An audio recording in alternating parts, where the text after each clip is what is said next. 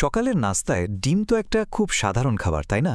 কিন্তু এই সাধারণ দেখতে ডিমের পেছনে যে কি বিশাল এক ইন্ডাস্ট্রি লুকিয়ে আছে সেই গল্পটা কি আমরা জানি? চলুন আজ সেই গল্পটাই একটু জেনে আসি। প্রশ্নটা খুবই সহজ। একটা ডিম খামার থেকে কিভাবে প্রতিদিন লক্ষ লক্ষ মানুষের নাস্তার টেবিলে এসে পৌঁছায়, এর পেছনের গল্পটা কিন্তু মোটেও সহজ না। চলুন পর্দার আড়ালের সেই বিশাল কর্মযজ্ঞটা একটু ঘুরে দেখি। এই ইন্ডাস্ট্রি ঠিক কতটা বড় তা বোঝানোর জন্য এই সংখ্যাটাই যথেষ্ট। হ্যাঁ, বিশ্বজুড়ে ডিমের বাজার $1 বিলিয়নেরও বেশি। ভাবা যায়? আর এই বিপুল পরিমাণ অর্থই কিন্তু পুরো ইন্ডাস্ট্রিটাকে চালাচ্ছে। একদম তাই। আমরা কথা বলছি $1 বিলিয়ন ডিম নিয়ে। চলুন দেখি কিভাবে এমন একটা সাধারণ খাবার এত বড় এক অর্থনীতির জন্ম দিল।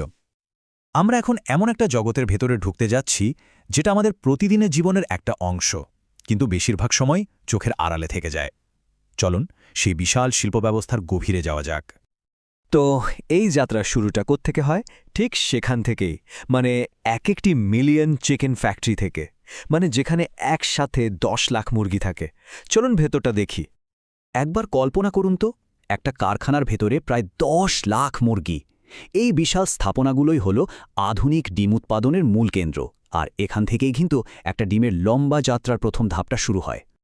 এই বিশাল কারখানার ভেতরে প্রথম যে জিনিসটা চোখে পড়বে সেটা হলো ইনকিউবেটর।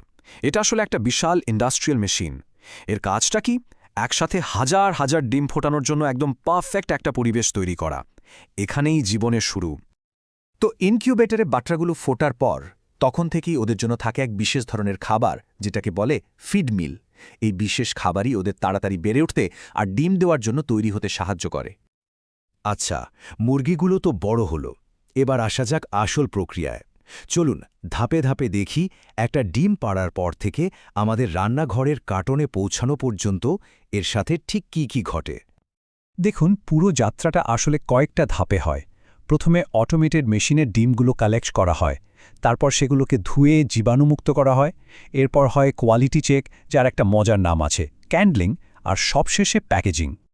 এই যে ধোয়ার ব্যাপারটা, এটা কিন্তু খুব গুরুত্বপূর্ণ। ডিমগুলোকে জীবাণুমুক্ত করতে এক ধরনের কেমিক্যাল স্প্রে ব্যবহার করা হয়। এর মূল উদ্দেশ্য হল এটা নিশ্চিত করা যে ডিমগুলো ভোক্তার কাছে পৌঁছানোর আগে পুরোপুরি নিরাপদ থাকে। এখন ক্যান্ডলিং শব্দটা হয়তো অনেকের কাছেই নতুন। এটা আসলে একটা বিশেষ পদ্ধতি।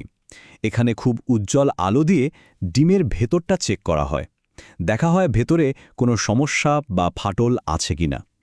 এটা এক ধরনের হাইটেক কোয়ালিটি কন্ট্রোল বলতে পারেন। তার মানে যে ডিমগুলো এই কঠিন কোয়ালিটি টেস্টে পাশ করে, শুধু সেগুলোই সামনে এগোতে পারে, মানে প্যাকেজিংয়ের জন্য ফাইনাল প্রসেসিং প্ল্যান্টে যেতে পারে। বাকিগুলো এখানেই বাতিল হয়ে যায়।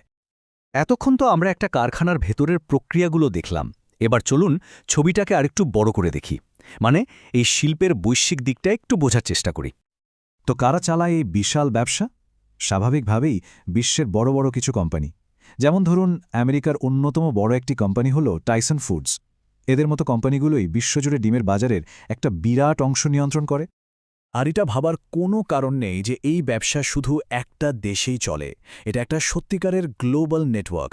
আমেরিকা থেকে শুরু করে বাংলাদেশ পর্যন্ত পৃথিবীর নানা প্রান্তে এদের বিশাল বিশাল প্রসেসিং প্ল্যান্ট ছড়িয়ে ছিটিয়ে আছে। তাহলে চলুন পুরো ব্যাপারটা একবার ছোট করে গুছিয়ে নেওয়া যাক। ডিম ফোটার জন্য আছে ইন্ডাস্ট্রিয়াল ইনকিউবেটর, পরিষ্কার করার জন্য কেমিক্যাল স্প্রে, কোয়ালিটি চেকের জন্য অটোমেটেড ক্যান্ডেলিং, আর সবশেষে প্যাকেজিংয়ের জন্য বিশাল প্রসেসিং প্ল্যান্ট।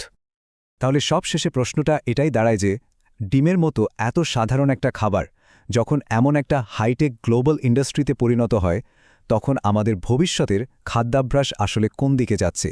এই প্রশ্নটা কিন্তু আমাদের সবার ভাবনার জন্য রইল।